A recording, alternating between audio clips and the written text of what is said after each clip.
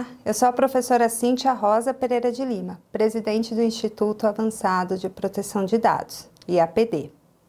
Hoje, nós vamos conversar um pouco sobre os riscos da não implementação da Lei Geral de Proteção de Dados Pessoais, a LGPD. A Lei Geral de Proteção de Dados, conhecida como LGPD, ela traz um microsistema de proteção de dados pessoais.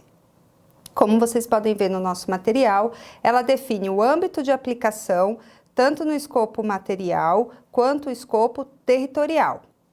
Então, a lei estabelece, por exemplo, qual é o seu escopo territorial aplicando o critério da oferta. Em outras palavras, mesmo se uma empresa internacional com sede em outro país ofertar serviços e produtos aqui para o mercado brasileiro, em razão dessa oferta destinar ao mercado brasileiro, aplica-se a Lei Geral de Proteção de Dados. Então, voltando ao slide, a principiologia da lei, definida no artigo 6º, regras para o tratamento de dados, direitos do titular de dados, regras aplicadas ao tratamento de dados pessoais pelo poder público e também define condutas, obrigações e a responsabilidade civil a que estão sujeitos os agentes de tratamento de dados pessoais. Então, veja, a lei estabelece alguns princípios e esses princípios são fundamentais para a devida atualização da lei. Porque como as informações pessoais, elas são tratadas em um contexto de tecnologia da informação e da comunicação, essas tecnologias, elas evoluem de uma maneira muito rápida. Então, é interessante que a lei estabeleça esses princípios para que assim ela possa se atualizar na medida em que uma nova tecnologia surja. Então, os princípios elencados no artigo 6º, o princípio da necessidade, ou seja, um dado pessoal só pode ser coletado quando necessário para uma relação obrigacional, um contrato, né? Então, um exemplo, pagamento. A pessoa compra alguma coisa e essas informações relacionadas ao pagamento, como número de cartão de crédito, às vezes um número de um documento, né, por questão de segurança, essas informações são necessárias para o desempenho dessa relação contratual. Além disso, a lei estabelece outros princípios como transparência, todas as informações relacionadas ao tratamento de dados. O princípio da prevenção é extremamente importante porque ele impõe que esses danos aos dados, aos titulares de dados pessoais, eles não aconteçam. Então, as empresas, os agentes de tratamento, eles têm que adotar todas as medidas técnicas, organizacionais, para evitar eventuais violações aos dados pessoais. E evitando esses dados, aí você consegue realmente uma proteção, porque muitas vezes esses dados violados ou indevidamente um acesso a esses dados não autorizados pelo titular, dificilmente a gente consegue retornar ao status quo, retornar à situação anterior, porque uma vez esses dados que trafegam na internet, é difícil esse recall, né, essa chamada, esse retorno dos dados pessoais para a fonte, né, a origem.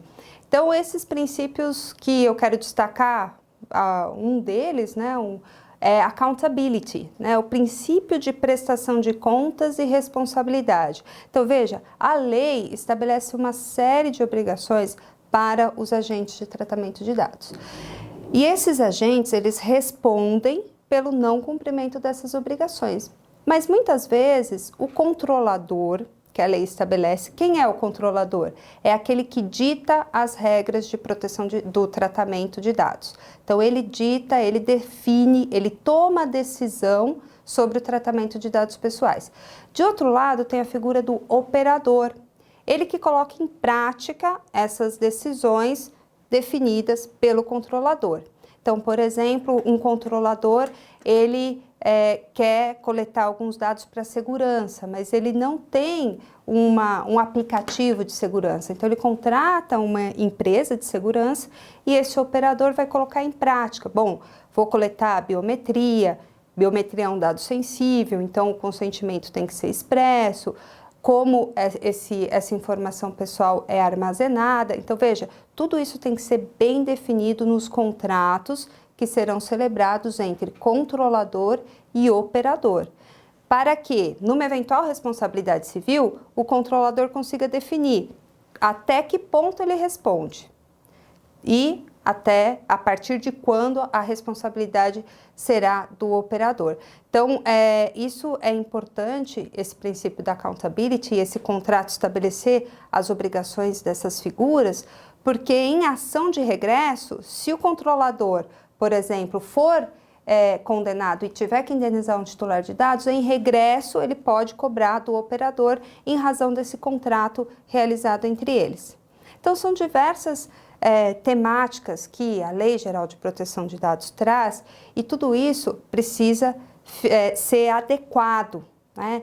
Essa prática precisa ser adequada à realidade da Lei Geral de Proteção de Dados, que se aplica não só às empresas privadas, mas também aos órgãos públicos. Então, a Lei Geral de Proteção de Dados, ela traz uma série de regras e bases para o tratamento de dados realizado pelo poder público. Isso não pode ser ignorado. E, além disso, os direitos dos titulares, que a lei traz de uma maneira mais detalhada, como direito de acesso, direito de confirmação de dados, o direito de portabilidade do dado pessoal, direito à exclusão. Então, todos esses direitos demandarão dos agentes de proteção de dados uma readequação das suas práticas empresariais. A não adequação à Lei Geral de Proteção de Dados pode ocasionar a aplicação de sanções. Então, a lei prevê sanções administrativas que serão aplicadas pela Autoridade Nacional de Proteção de Dados.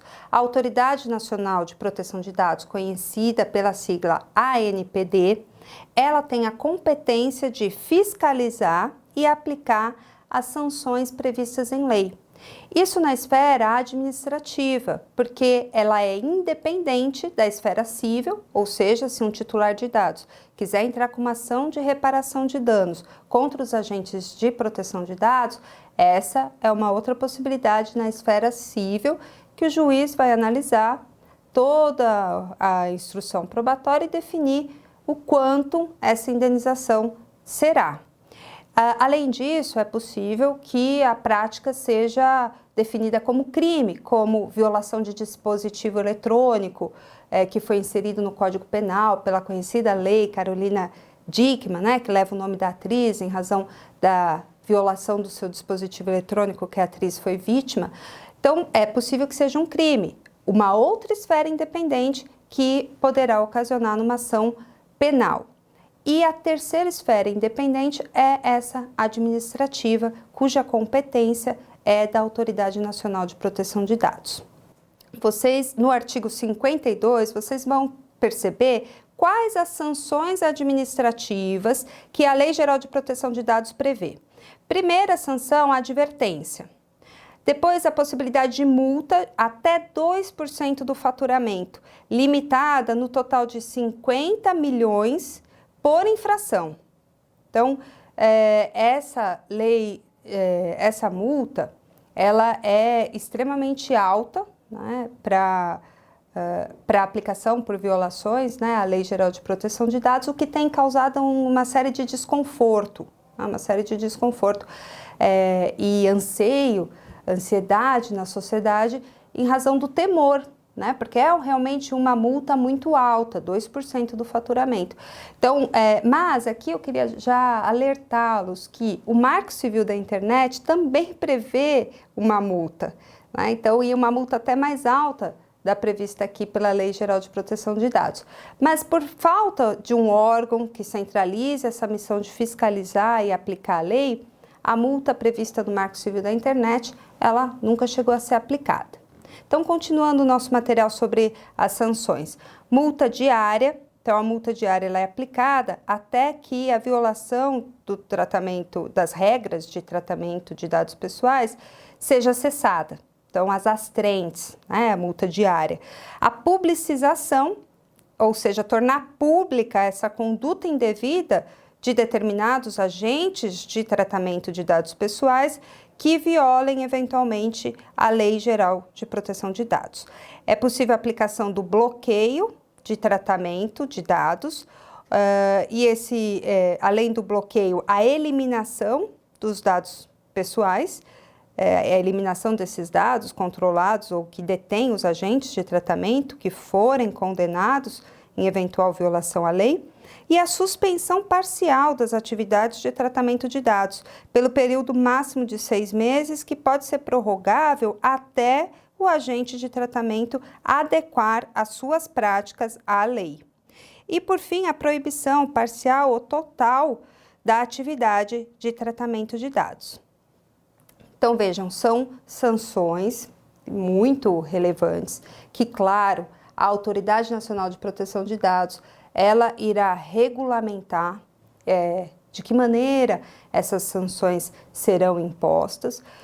É claro que a lei estabelece que as sanções, elas são impostas, observado o contraditório, garantida a ampla defesa, inclusive o direito de recurso. Mas, enfim, a ANPD, ela, aqui no nosso material, vocês vão verificar as funções principais desse órgão. Então, ela tem a função regulatória, por isso eu dizia há pouco que, claro que a Autoridade Nacional de Proteção de Dados vai regular em que medida e como será desenvolvido esse procedimento administrativo para aplicar sanções. Ela poderá regular, por exemplo, o direito de portabilidade de dados, então a Autoridade Nacional pode definir definir um padrão de compatibilidade para que o titular de dados tenha efetivado o seu direito à portabilidade. Tem funções fiscalizatórias, como eu disse há pouco, ela pode realizar auditorias, ela pode solicitar documentos para fiscalizar se as empresas estão observando o correto cumprimento da lei. E, por fim, a função sancionatória, justamente a possibilidade de aplicar as sanções que eu mencionei há pouco. Essa competência, ela é exclusiva da Autoridade Nacional de Proteção de Dados. A ela cabe fiscalizar e aplicar essas sanções eventualmente caracterizadas, né, pela violação de proteção de dados. Assim, é fundamental a adequação da prática empresarial ou a adequação e o preparo dos profissionais que queiram atuar, né, e que já atuam, né, porque a monetização dos dados pessoais, claro que representa uma atividade muito lucrativa e isso já tem sido praticado há muitas décadas. O que a lei vem estabelecer agora é um equilíbrio entre os interesses relacionados ao desenvolvimento econômico e a dignidade da pessoa humana, a proteção do titular de dados, garantindo a sua autodeterminação informacional, que é um direito fundamental. Inclusive, esse direito fundamental ele é garantido em vários países, declaração do direito humano na União Europeia e também aqui no Brasil tem uma proposta de emenda à Constituição que estabelece a alteração do artigo 5º para garantir o direito à autodeterminação informativa como um direito e garantia fundamental. Então, esse direito é fundamental para garantir o pleno desenvolvimento do ser humano nos termos do artigo 170 da Constituição Federal. A Lei Geral de Proteção de Dados prevê esse equilíbrio, estabelece esse equilíbrio entre esses interesses.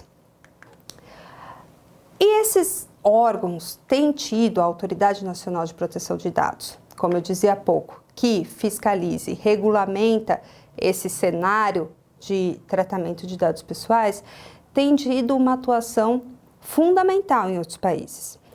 E aqui eu trouxe alguns exemplos, né, como o caso da Autoridade de Proteção de Dados inglesa, a ICO. A autoridade inglesa, ela iniciou um procedimento de investigação contra a British Airways e a possível aplicação de uma multa de 183 milhões de libras por violação ao Regulamento Geral Europeu de Proteção de Dados Pessoais. O Regulamento Geral Europeu, ele traz uma multa bem representativa, né? Inclusive a multa é maior do que a multa prevista pela Lei Geral Brasileira. O Regulamento Geral Europeu, ele fala que é 4% do faturamento ou 50 milhões de euros, o que for mais alto, tá? Então a multa é maior. E na verdade essa multa é por infração. Então, como chegou a esse valor aqui, 183 milhões? Porque nesse caso que eu mencionei há pouco, da British Airways, a violação de dados pessoais acabou causando danos a mais de 500 mil consumidores. Então, nesse caso, foi constatada, a partir da atividade fiscalizatória da Autoridade de Proteção de Dados inglesa, uma conduta indevida, a partir da qual os dados dos consumidores que acessavam o site da British Airways, eles eram coletados, acessados indevidamente, sem o consentimento. E então, em razão disso, e pela magnitude, ou seja, 500 mil consumidores, essa multa indicou ser bem alta. Esse processo está tramitando e, claro que também com as regras procedimentais desse processo na autoridade britânica, e a ICO, a Autoridade Nacional de Proteção de Dados britânica, ela definiu que está obtendo uma colaboração importante da British Airways para tentar reverter ou minimizar esses danos. E por isso essa sanção ainda não foi totalmente definida, o que deve ser em algum momento. Um outro exemplo interessante que vocês podem ver é o caso da CNIL, que é a Comissão Nacional de Informática e Liberdades, que é a Autoridade Nacional de Proteção de Dados francesa. A autoridade aplicou uma penalidade de 50 milhões de euros contra a Google e em janeiro de 2019, em razão de falta de transparência, falta de informações nas políticas de privacidade que a Google adota. Então, nesse caso, até é uma decisão bem longa e a Autoridade de Proteção de Dados francesa destacou alguns aspectos relevantes da política de privacidade, a política de proteção de dados da Google e que não era transparente. Também alguma prática da Google que não observava as regras de tratamento que o Regulamento Geral de Proteção de Dados estabelece, assim como a nossa lei, a Lei Geral de Proteção de Dados. No artigo 7º, estabelece quais são as regras de tratamento. Portanto, os agentes de proteção de dados, a sua empresa ou o profissional que atue na área, tem que ficar atento àquelas bases de tratamento e nas suas políticas de privacidade informar os titulares. Qual é a base de tratamento adotada para cada situação? Nem sempre será o consentimento. O consentimento é uma das bases, mas há, por exemplo, obrigação legal determinada, seja pela Autoridade Nacional de Proteção de Dados ou outro órgão público que defina um tratamento de dados em razão de saúde pública ou para definir políticas públicas. Então, tem uma série de outras hipóteses de tratamento de dados pessoais, às quais estão adstritas os agentes de proteção de dados. E é importante, além desses riscos, para diminuir os riscos aos quais estão expostos os agentes de tratamento, é importante destacar os benefícios, quais são as vantagens, né? Além de mitigar os riscos, quais seriam as outras vantagens de adequar as práticas empresariais ou a atuação do profissional à Lei Geral de Proteção de Dados. Então, eu destaquei aqui no slide algumas dessas vantagens que, primeiro, se o agente de tratamento de dados, ele tem uma conduta que privilegia a proteção de dados pessoais, representa uma vantagem fundamental que é a profilaxia, em homenagem ao princípio da prevenção, ou seja, evita que realmente essas violações aos direitos dos titulares se concretizem. Além disso, uma vantagem fundamental é a prevista no parágrafo 1º do artigo 52 da Lei Geral de Proteção de Dados, ou seja, a possibilidade de gradação da pena. A pena que vai ser aplicada pela Autoridade Nacional de Proteção de Dados, ela pode ser aplicada em maior ou menor rigor se for comprovada boa-fé do infrator, cooperação do infrator, adoção reiterada de procedimentos seguros, adoção de políticas de boas práticas e governança, pronta adoção de medidas corretivas. Então, essas vantagens, além de mitigar os riscos, elas representam um benefício inquestionável. Ou seja, se a Autoridade Nacional de Proteção de Dados consiga se convencer que o agente de tratamento ele tem uma prática de compliance, boas práticas na empresa, em prol da proteção de dados pessoais, essa multa, que seria até 2%, pode ser uma advertência, ou pode ser uma multa diária, até a adequação. Então, essa dosimetria a Autoridade Nacional realizará com base, inclusive, nesses critérios. Por isso, uma boa demonstração de adequação à Lei Geral de Proteção de Dados será fundamental para se valer dos benefícios previstos na lei no que diz respeito à redução, possível redução das penalidades. Inclusive, a gente viu nos casos comentados, a ICO, em razão da sua cooperação com a Autoridade Britânica de Proteção de Dados, a ICO ela ainda não aplicou a multa, ela está analisando qual o valor dessa multa, pode ser muito menor do que aquele inicialmente imaginado. E ela destaca, inclusive no site da ICO, as informações referentes a esse processo, está lá a indicação sobre a colaboração da British Airways para minimizar os danos aos titulares de dados. E, além disso, o outro caso da Autoridade de Proteção de Dados francesa, a necessidade de transparência nas políticas públicas. Por isso, vejam só, as políticas de privacidade e de proteção de dados, elas devem se adequar à Lei Geral de Proteção de Dados. Então, primeiro, o que são essas políticas de privacidade? Há três terminologias, né, muito utilizadas: shrink wrap, click wrap e browse wrap. Então, shrink vem do verbo inglês encolher. Click vem de clicar. E browse traz a ideia de navegar. Navegar na internet. Então, o shrink wrap é o contrato ou é uma licença na qual o desenvolvedor, por exemplo, de um aplicativo que hoje a gente tem nas Smart TVs. Né? Então, nas Smart TVs, você compra uma Smart TV, chega em casa, aí você tem a licença de uso dessa Smart TV.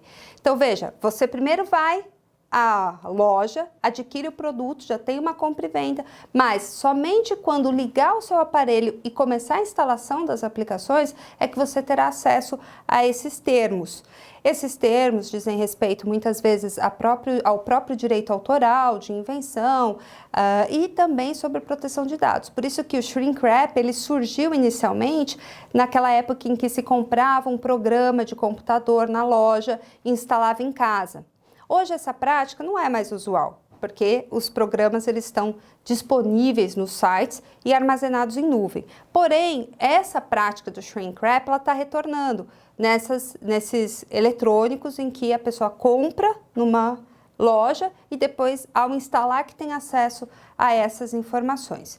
A outra espécie, esse click wrap. né? Então, o Click Wrap aqui tem um exemplo, né? Click Wrap Agreements. Esse é muito usado. O Click Wrap Agreements é um contrato, né, de adesão, e as cláusulas são estabelecidas unilateralmente, então por isso a política de privacidade terá as suas cláusulas estabelecidas pelo agente de tratamento, e o consentimento, ele vem a partir de um clique, eu concordo ou expressões semelhantes. E por fim, o Browse Wrap é a disposição dessas políticas de privacidade por meio de um hyperlink, né? Então, um site, no canto inferior do site, tem termos e condições de uso do site, por exemplo, ou as próprias políticas de privacidade por meio de um hyperlink. E clicando lá, o usuário é redirecionado a esse documento. Então, essas são geralmente as formas pelas quais essas políticas de privacidade são disponibilizadas. E quais os cuidados que o agente, então veja, além de você disponibilizar, quais os cuidados que devem ter? Então, um cuidado importante, a gente viu no caso da Autoridade Nacional Francesa, é transparência. Então, esses termos têm que ser redigidos de maneira clara e o seu conteúdo acessível. Tem que estar lá todas as informações relacionadas à coleta, ao uso dessas informações, ao armazenamento, ao direito de portabilidade dos dados pessoais, como isso pode ser feito, o direito de acesso, que tem que ser gratuito e facilitado, como isso é feito pelo agente de tratamento. Além disso, a exclusão dos dados pessoais e a indicação do encarregado. O encarregado é a figura que a Lei Geral de Proteção de Dados traz, que é a pessoa encarregada, por isso o termo, é o canal de comunicação encarregada da proteção de dados pessoais. Então, na verdade, ele é um canal de comunicação entre o titular dos dados pessoais, a autoridade nacional e o agente de tratamento. Então, eventualmente, a empresa recebe uma reclamação do titular do dado. Esse encarregado, ele vai responder a essa reclamação. Outra hipótese, a empresa recebe uma notificação da Autoridade Nacional de Proteção de Dados. O encarregado vai se ocupar de responder. Então, a Autoridade Nacional pode ter solicitado alguns documentos, algumas informações. Essa resposta será elaborada pelo encarregado, porque ele é o canal de comunicação entre agentes de tratamento de dados, titulares dos direitos e a Autoridade Nacional de Proteção de Dados. Ele deve ser indicado também no site de uma maneira clara ou nas políticas de privacidade. Então, esse é o conteúdo dessas políticas, evitando as cláusulas abusivas que a gente vai analisar logo mais. E, por fim, aqui o problema do consentimento, né? Ou seja, como essas políticas de privacidade, elas são consentidas, ou de que maneira o titular de dados, ele consente com essas políticas, né? Então, o consentimento, por exemplo, na Lei Geral de Proteção de Dados, ele é definido aqui, artigo 5º, inciso 12. O consentimento é definido como uma manifestação expressa ou inequívoca, ou seja, aquela que não deixa dúvida. Não precisa ser expressa. Um exemplo de consentimento inequívoco, muito usual atualmente, é com políticas de cookies. Então, a pessoa entra num site, acessa um site e ela tem lá claramente a informação, quais os cookies são utilizados por aquele site, com a informação de que, se não concordar com essa política, desabilite essa ferramenta. Ao continuar navegando no site, o usuário concorda com a política de cookies, ou seja, essa conduta de continuar navegando no site representa uma anuência, um consentimento inequívoco aos termos. Então, desde que essa informação seja colocada de maneira ostensiva para o titular dos dados e ele, então, realiza o comportamento que implica em sua anuência, ele concorda com ela. Essa é essa aqui, então, por exemplo, no material, esse é um exemplo sobre consentimento a partir de condutas socialmente típicas, como a política de cookies. E, por fim, o conteúdo dessas políticas de privacidade e de proteção de dados. Então, alguns cuidados devem ser tomados, principalmente o artigo 8º da Lei Geral de Proteção de Dados. O artigo 8º diz que o consentimento ele pode ser por escrito ou outro meio. Se nós estamos nesse contexto digital, pode ser por escrito, se a pessoa escrever num determinado espaço, sim, concordo, sim, autorizo o tratamento de dados pessoais, mas pode ser por outro meio, como eu disse há pouco, condutas socialmente típicas que representem o consentimento inequívoco do titular de dados. Além disso, é proibido o tratamento de dados pessoais mediante vício do consentimento, ou seja, defeitos na manifestação de vontade, erro, dolo, coação, simulação, ou seja, todos os vícios do consentimento que o Código Civil traz, eles podem desencadear a nulidade dessa política de privacidade. Isso tem que tomar cuidado. Essa política tem que estabelecer finalidades determinadas do tratamento, ou seja, a coleta de informações como endereço, número do cartão de crédito, algum documento pessoal para fins de pagamento. Porque autorizações genéricas são nulas, tá? Recentemente a gente viu um caso de um aplicativo que envelhecia as fotos das pessoas. E nesse aplicativo, as políticas de privacidade e proteção de dados tinham uma cláusula que, de maneira genérica, a pessoa concordava com a utilização dessas informações pessoais para fins comerciais, sem colocar o propósito, né? Sem colocar, olha, para divulgar ou para otimizar a aplicação para otimizar a aplicação nesse sentido, era simplesmente para fins comerciais. Essa autorização é um exemplo de autorização genérica e, portanto, se questionada pelo titular, a autoridade pode fiscalizar e aplicar a sanção, assim como o judiciário definir a responsabilidade civil por violação à lei. Outras cláusulas abusivas aqui que eu destaquei para vocês, a cláusula de eleição de foro, tá? Então, cuidado com isso, isso já tem sido debatido amplamente no direito do consumidor. Então, eleição do foro, escolha um foro de São Paulo, foro de Ribeirão Preto, enfim, dependendo da distância desse foro com o domicílio do titular de dados, se for considerado uma relação de consumo, essa cláusula pode ser anulada por possível abusividade, artigo 51 do CDC. A própria Lei Geral de Proteção de Dados fala que aplica-se o Código de Defesa do Consumidor quando estivermos diante de uma relação de consumo. Além disso, o compromisso arbitral, ou seja, imponha, né, de maneira obrigatória a resolução de conflitos por um tribunal arbitral. Ela também, essa cláusula pode ser considerada nula por ser abusiva, também artigo 51.